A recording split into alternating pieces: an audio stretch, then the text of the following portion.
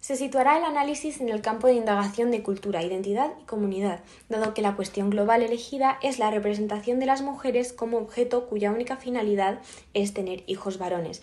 Ya que se va a discutir el valor de las mujeres en la sociedad y cómo son tratadas, se enlaza con la parte de comunidad, que es el aspecto de las obras que va a ser analizado. Se ha elegido esta cuestión global ya que representa una ideología que se ha presentado durante toda la historia global, haciendo que las mujeres pasen a ser consideradas generalmente el género inferior, ya que solo tenían una función y no aportaban nada más a la economía. A día de hoy, este pensamiento, aunque no sea común, no está extinto, ya que siguen existiendo comunidades como los Amish de Estados Unidos en todas partes del mundo que siguen teniendo esta estructura cultural patriarcal. Es más, también en Estados Unidos recientemente se ha declarado el aborto como un crimen, dando a entender que la mujer no tiene elección a la hora de tener descendencia. Otro ejemplo, aunque no tan radical, es la monarquía en España, que, hasta hace relativamente poco, daba prioridad a los varones para ascender al trono. Es decir, este modelo de la sociedad, aunque no sea evidente, sigue siendo relevante. Para poder analizar esta cuestión global, se ha elegido dos fragmentos. El primero perteneciente a la obra de Shakespeare, Macbeth, concretamente a la escena 7 del primer acto. En esta, Lady Macbeth y Macbeth discuten cómo planean matar a Duncan y a quién van a culpar. El otro fragmento a analizar pertenece a la película basada en la novela del mismo nombre de la escritora Virginia Woolf, Orlando, que cae dentro del término de drama histórico. Esta narra la historia de un joven noble que parece no morir con el paso de los años y se convierte en una mujer de forma espontánea y natural. Este fragmento se sitúa después de su presentación a la sociedad como mujer y la nobleza entonces se cuestiona si Orlando es la propietaria de sus posesiones y es informada de su nuevo deber como mujer. Macbeth es una obra escrita en 1606 por Shakespeare, uno de los escritores más influyentes de la historia. Entre sus obras más destacadas se encuentran Romeo y Julieta, Hamlet y Macbeth, la obra de analizar. Macbeth es considerada una obra de teatro, una tragedia más concretamente, a pesar de que Shakespeare se caracterizaba por el humor que le añadía a sus obras. En esta época, Jacobo I estaba en el trono de Inglaterra, por lo tanto trabajaba mano a mano con Shakespeare. Además, se dice que Macbeth es una reflexión del autor sobre su propia relación con el rey. Principalmente, Macbeth trata los temas del destino y la ambición, ya que el personaje principal intenta batallar su destino utilizando todos los recursos que tiene a mano. Como ejemplo, Macbeth mata a Duncan, el rey, para convertirse en soberano de Escocia, ya que esa era la profecía de las brujas. También mata a Banquo, su compañero, e intenta matar a sus hijos, ya que las brujas dictan que los descendientes de Banquo serán reyes. La obra está compuesta por 5 actos, escritos principalmente en prosa. La escena a analizar se encuentra al final del primer acto, concretamente en la escena 7, justo antes de que Lady Macbeth y Macbeth decidan matar al rey. Es en este momento en el que expresan al espectador sus intenciones. En el fragmento se aprecia que Lady Macbeth tiene la idea que, como los lectores, sabemos que va a llevar a cabo, y Macbeth reconoce que es una idea brillante. Es más, en la línea 16, Macbeth idolatra a Lady Macbeth por su indómito temple. El hecho de que Shakespeare haya utilizado la palabra indómito, la cual implica que Lady Macbeth es indomable, insinúa que esa característica, esa astucia, no es propia de una mujer, ya que se la está exagerando. A decir verdad, el contexto de la palabra es un tanto peyorativo, ya que se considera a la mujer como un mero objeto para criar dentro de la sociedad en la que se ambienta Macbeth, haciendo que el factor de sorpresa que expresa Macbeth dé a entender que la mujer no puede tener ese tipo de pensamientos por su rol en la sociedad. Además, la relación más directa con la cuestión global es la manera en la que Macbeth interpreta la situación. No solo se sorprende al ver que tal idea ha nacido de una mujer, sino que pasa por alto la astucia e inteligencia de su mujer para comentar que, como dicen las líneas 16 y 17, tener una hija sería imposible, ya que tal nivel de inteligencia de alguna manera solo se encuentra en una mujer para que lo hereden los hijos varones. De esta manera, Macbeth invalida la inteligencia de Lady Macbeth. Además, se termina apropiando de la idea de su mujer, limitando su autonomía como persona. Esta escena tiene un significado mucho mayor dentro de la obra, ya que se comenta que el rey va a ser asesinado. De hecho, a lo largo de la obra se ve que Lady Macbeth tiene este tipo de comentarios inteligentes, pero son ignorados.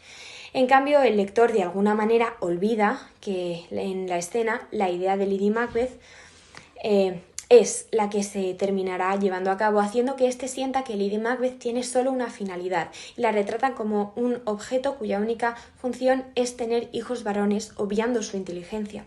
Por lo tanto, en este fragmento se observa un atisbo de cómo la sociedad percibía a la mujer, asignándole un papel concreto e invalidando el hecho de que son seres pensantes. También le quitaban independencia para poder generar sus propias ideas y convicciones como individuo. Se representa a Lady Macbeth como un personaje añadido a Macbeth en vez de como su propia persona. Estas observaciones también se pueden apreciar en la escena elegida del texto no literario, que es Orlando. Esta es una película grabada en el año 1992 basada en la novela de Virginia Woolf del mismo nombre, donde un joven noble se presenta en sociedad y es elegido por el rey para desplazarse a su residencia permanente.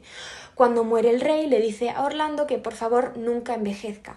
Por una razón desconocida, Orlando cumple esa promesa y se aprecia a lo largo de la película cómo Orlando va interactuando con las distintas sociedades de los periodos de la historia que está viviendo. El punto central de la historia ocurre cuando Orlando se despierta y su cuerpo corresponde al de una mujer.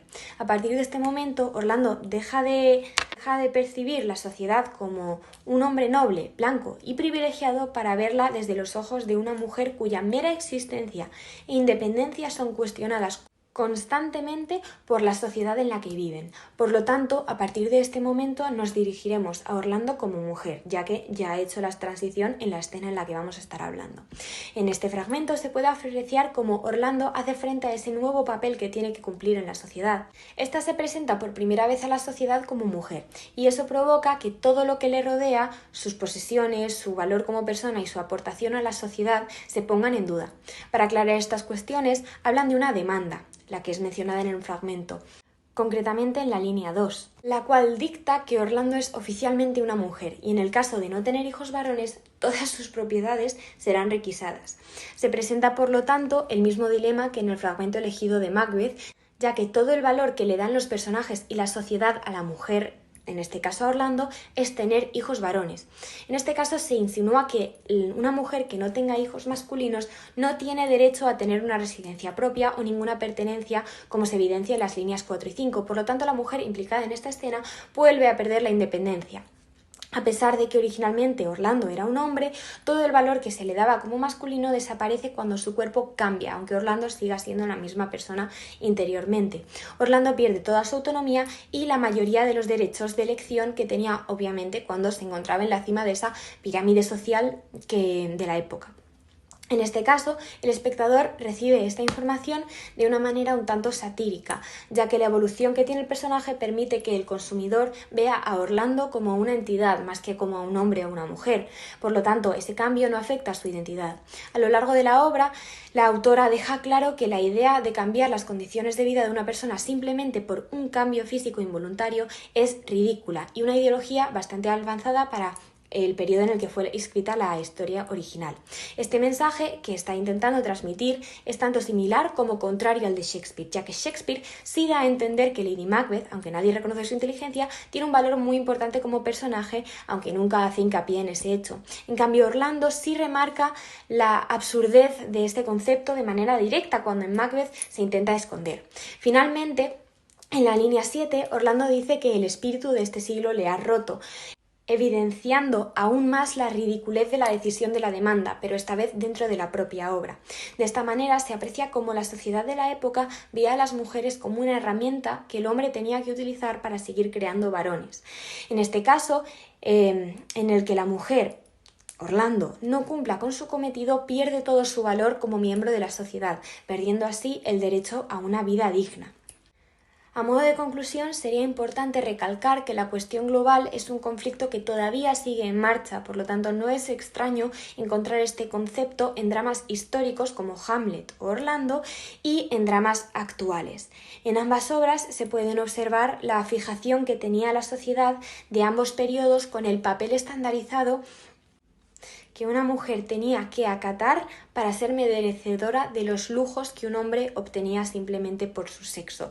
Todo esto dependía de la decisión personal de si tenían hijos varones o no.